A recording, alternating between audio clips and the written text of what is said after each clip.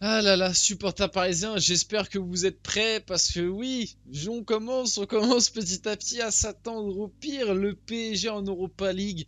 On va en parler dans cette vidéo parce que très récemment j'ai entendu des avis de certaines personnes qui m'ont vraiment offusqué et on va y revenir comme quoi le PSG en Europa League n'était pas un échec. Salut à tous les gars, c'est Asial. Aujourd'hui on se retrouve pour une nouvelle vidéo. On va parler du pire qui pourrait arriver, du scénario cauchemar. On se retrouve un mercredi soir, Dortmund PSG, défaite du PSG pendant que de l'autre côté, soit Milan, soit Newcastle l'emporte. Le PSG finit troisième et est reversé en Europa League. Et d'après certaines personnes, alors là, j'ai mis Jérôme Roten parce que je vais m'appuyer sur ses dires récents. Comme quoi il aimerait, lui, de son côté, voir le PSG gagner l'Europa League et que pour lui, ce ne serait pas un échec si le PSG va en Europa League. Mais c'est pas le seul. C'est pas le seul, je commence à avoir cet avis même dans la commu en général, comme quoi, bon, de toute façon, cette année, le PSG, on n'est pas armé, donc autant aller en Europa League. Et pour moi, tout ça, c'est bizarre, c'est tous les gens qui ont cet avis-là sont les mêmes qui voulaient un projet 100% Île-de-France. C'est bizarre, hein, comme quoi, et qui voulaient absolument dégager les soi-disant poids mort de l'effectif, hein. Messi, Ramos, Neymar, Paredes, Verratti, etc. Vous connaissez la chanson, tous les fameux poids morts qui empêchaient l'équipe, qui empêchaient Mbappé de bien jouer, qui empêchaient l'équipe de bien jouer. Et bah tous ces poids morts, bizarrement, bah ils sont plus là. Et puis on va se retrouver peut-être en Europa League. Et puis c'est pas grave, c'est pas un échec, hein. Après tout, le PSG va aller en Europa League. Et puis voilà. Donc bon, avant que la vidéo commence, comme d'habitude, n'hésitez pas à liker, à commenter, à partager, à vous abonner, ça fait toujours plaisir et ça aide énormément pour le développement de la chaîne. Et puis on peut y aller dès maintenant. Parlons un petit peu du PSG, parlons déjà des dires du Jérôme Roten qui carrément aimerait voir le PSG remporter la Ligue Europa. non, mais, non mais sérieusement, de quoi on est passé? De quoi on est passé? Je tiens quand même à rappeler avant de lire sa déclat, et j'ai pas mis une autre partie de sa déclat qui, lui, en gros, il explique, on lui avait posé la question, oui, Jérôme, est-ce que pour toi, si le PSG va en Europa League, c'est un échec? Il a clairement dit non, c'est pas un échec parce que le PSG est en reconstruction. Et moi, je suis désolé, l'excuse de la reconstruction, je ne la prends absolument pas. Faut arrêter de me parler de la reconstruction du PSG, etc. La moitié. Alors, ok, oui, c'est vrai, on a vendu pas mal de joueurs qui étaient au club depuis un moment. Soyons honnêtes, mais l'équipe du PSG de cette saison, quand même, elle est largement armée pour aller en huitième de finale de Ligue des Champions. C'est une erreur, c'est un problème. Et en tout cas, c'est ce qu'on nous a vendu. C'est ce que certains nous ont vendu. Certains, et je parle pas que des journalistes, parce que là, tout de suite, on va prendre comme premier truc Roten, Riolo, etc. Parce que c'est les exemples les plus faciles. Mais je parle même de certains youtubeurs, certains consultants, certains mecs sur Twitter, certains mecs de la communauté qui étaient là, qui venaient et qui disaient, qui étaient là les premiers à dire, oui, sans Neymar, vous allez voir, on va aller plus loin, oui, sans Verratti, etc. Oui, de toute façon, Verratti c'est un poids mort, oui, Neymar c'est un poids mort, oui, il faut les dégager, les Paredes, etc. Il y a une année, Di Maria c'est fini, tout cela là.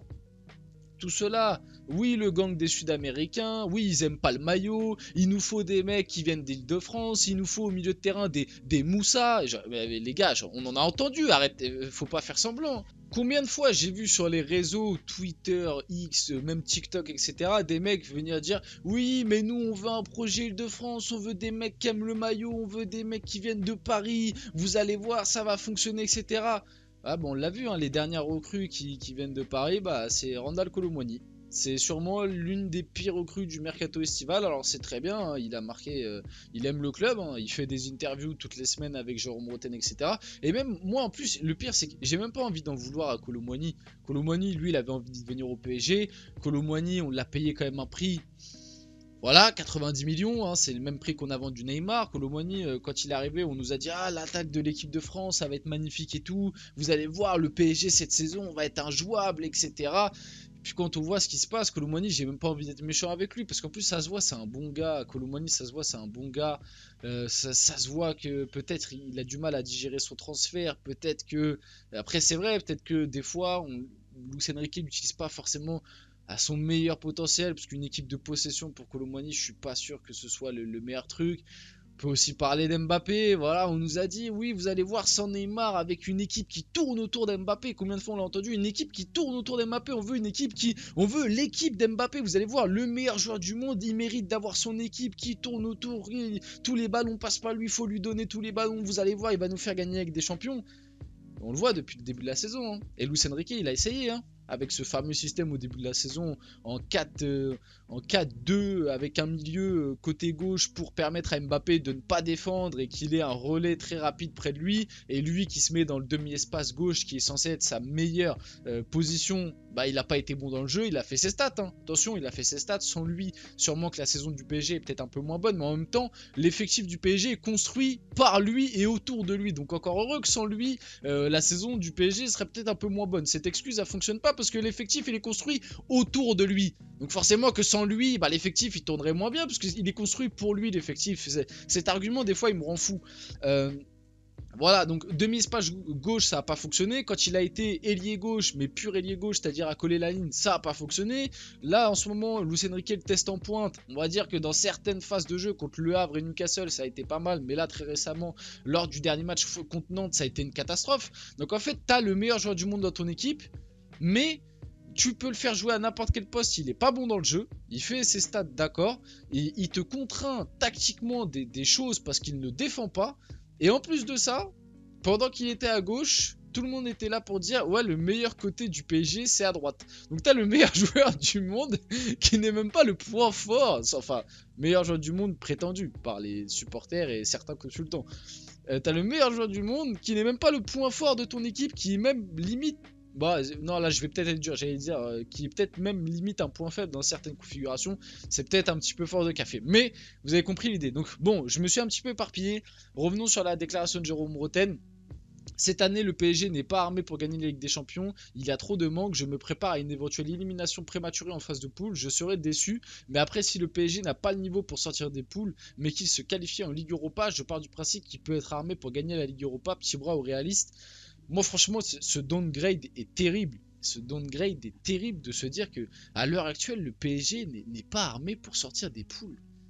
Mais pourtant, je sais pas, mais ça fait 2 ans, que vous nous rabâchez à chaque émission, à chaque défaite du PSG, que le problème c'est les stars qui ne courent pas. Mais elles sont parties. Mais pourquoi le PSG n'est plus armé du coup? Puisque c'était ça le problème. Je comprends pas. Le problème de l'élimination du PSG l'année dernière, vous nous avez assuré que c'était Neymar et Verratti et Messi. Mais les trois ne sont plus là, donc pourquoi le PSG ne peut même plus aller en 8ème? Je comprends pas. Je comprends pas.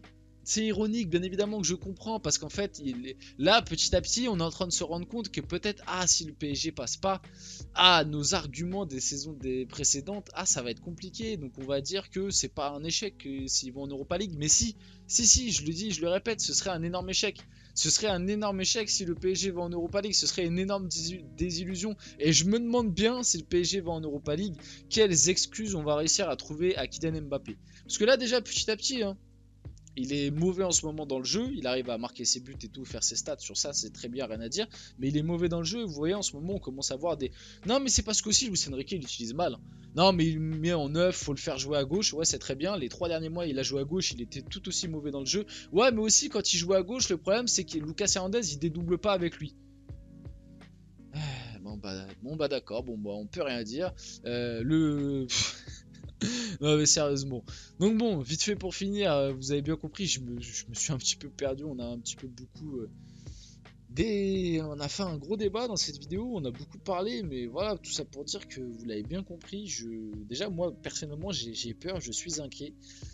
Je me demande bien comment ça va se passer à Dortmund. Ça se trouve là je fais toute cette vidéo et tout, peut-être que Dortmund ça va très bien se passer. Ça se trouve qu'Mbappé il va être incroyable, c'est tout ce que j'espère. Moi Mbappé, s'il est bon, je peux que être heureux.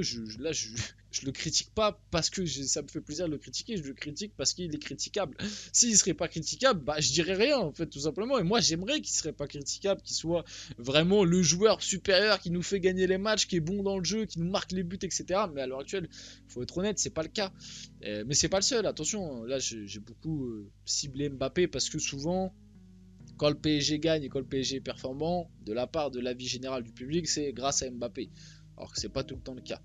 Notamment, bon, les saisons précédentes en Ligue des Champions, on mettait beaucoup la lumière sur Mbappé, alors qu'à des moments, c'était Neymar qui faisait aussi bien briller Mbappé, et Messi aussi à des moments, même si, bon, vous connaissez mon avis sur le passage de Messi au PSG, pour moi, il est assez mauvais malgré tout. Donc voilà, je vais finir la vidéo là-dessus. Carrément, je pensais qu'on allait parler d'autre chose, mais tellement j'ai parlé, je suis allé dans mes délires, j'ai débattu, que au final, juste le sujet Europa League PSG suffit. Donc pas un échec. Est-ce que déjà pour vous, l'Europa League, le PSG en Europa League, ce serait un échec? C'est peut-être important de vous poser la question. Et puis voilà, on va finir la vidéo là-dessus. J'espère que la vidéo vous a plu. Si c'est le cas, n'hésitez pas à la liker, à commenter, à partager, à vous abonner. Puis on se retrouve très rapidement pour une prochaine vidéo.